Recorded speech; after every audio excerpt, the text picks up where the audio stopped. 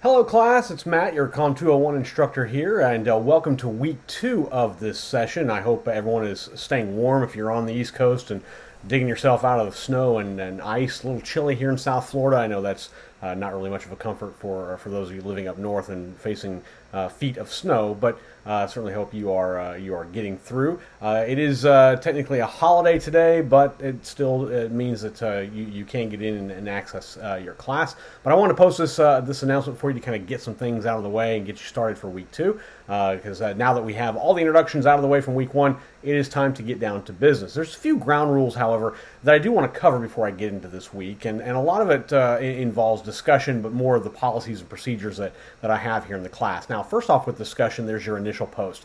This is a big part of your grade, of your discussion grade. In fact, it's the predominant part of your discussion grade. So take this weekly task very seriously. For one, post your initial discussion early in the week, say Monday or Tuesday. And remember, it needs to cover all the discussion prompts and needs to be at least 150 words long. If it falls short of any of that, then I have to take points off, and I really don't want to do that. Now, then there's your replies. Now, I look very closely at these, and this is really our only main point of interaction in the class because we are online, we are not live. So your replies need to contain sound content. Don't just say, I agree, or nice post, or something like that. You have to provide substance for these. So you make sure that you are tacking on additional thought and additional information into your replies. And so keep it beyond 1 or 2 sentences. It needs to be beyond that. It needs to be more than that. You have to perform 3 of these replies every week, and you space out all of your discussion work over 3 days. So Monday, Wednesday, Friday, Tuesday, Wednesday, Thursday, whatever works for you. 3 days, 1 initial post, and 3 responses. So you're in discussion 4 times a total is the minimum over 3 days. It's not a difficult thing to do, but it is something that some students do get kind of tripped up on. Then there's your assignments. This is really straightforward. You have until 11:59 p.m. Eastern Time on Saturday to turn in all of your weekly assignments for that week. If you're having an issue or you can't finish your assignments or you're having problems, things like that, then email me. Email me right away. Don't wait. Don't think that something is going to subside or whatever. If you're having a problem, whether it's accessing the class, having time to do the assignments, let me know. I'm very flexible and I try to work with you as much as possible, so make sure you email me, maclark@bryantstratton.edu, and let me know what's going on. Then there's grading. I try to get all the weekly assignments graded by the following Thursday. So for example, week 1, I try to have everything graded by this coming Thursday. Week 2, I'll try to have everything done by the following Thursday. But and I'll try to post an announcement in class to let you know everything is graded. But remember, once we get into giving speeches, it's going to take me a little more time to grade because I like to watch speeches 2 or 3 times to get before I post a final grade. So keep that in mind. I will try to get things done as quickly as I possibly can, but sometimes that may extend out to Friday. So I will try to move as fast as I can to get your grades to you as soon as possible. Email. Make sure you check your class email on a regular basis. So this is your bryantstratton.edu email address. Make sure you are checking that frequently. You don't want to miss out on any information that I provide to you or from anyone else for that matter because you're not checking your emails. Now, and there's also video uploads. Now, we don't have a speech for another week or so, but when we get into giving speeches, you're going to upload all your videos mainly to Blackboard. So make sure you know how to record videos. Some of you already have for your announcements, and I appreciate that. And make sure you can upload those properly. They need to be either MP4s or MOV files.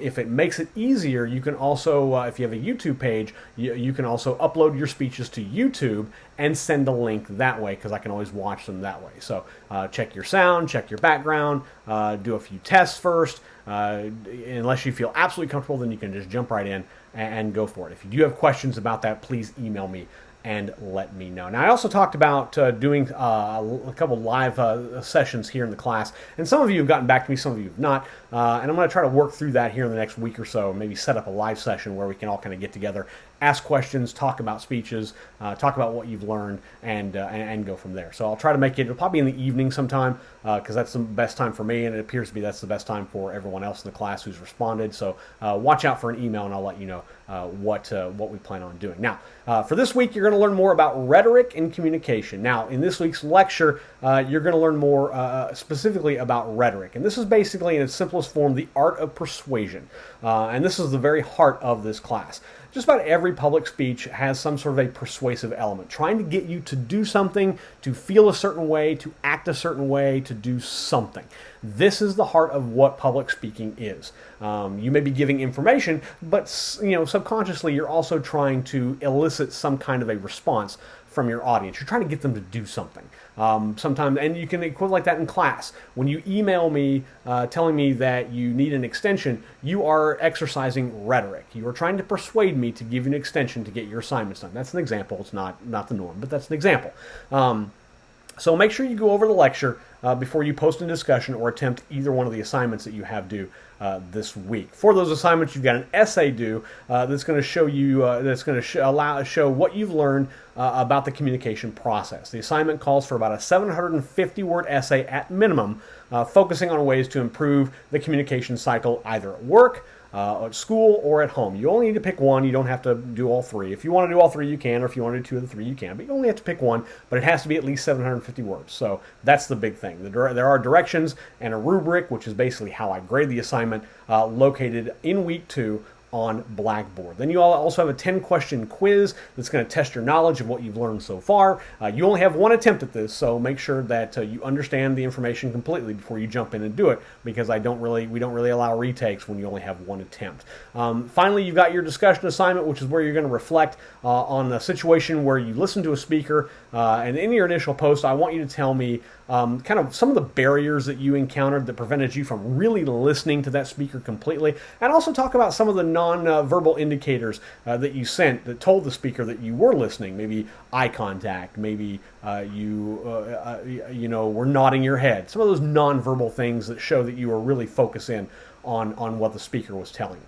So that's all for me this week. I'm going to try to do these every week. Remember, if you do have any questions, you can email me anytime. My email address is maclark@bryantstratton.edu. It's the same email address you used to answer one of the quiz questions in week 1. Or you can contact me through the Ask Your Instructor tab on the left-hand side in Blackboard. Good luck, and I'm going to look forward to seeing all of you in discussion.